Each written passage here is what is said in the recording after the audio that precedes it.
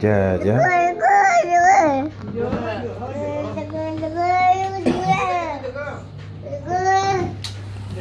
Дъга.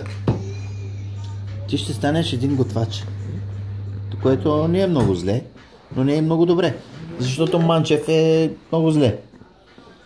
Шишков е готен тип, обаче Манчев е голяма мазна филия.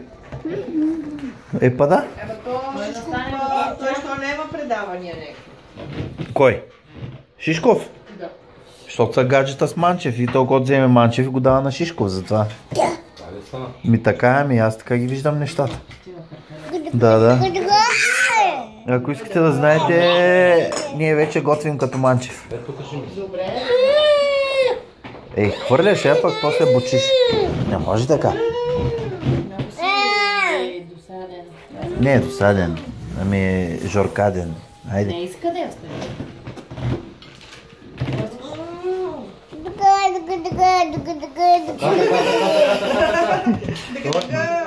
Дъге, пак като не казва, добре. Дъга е добре. Дъга. Какво ще дъга, бе, Жоре? Абе, Жоре, бе.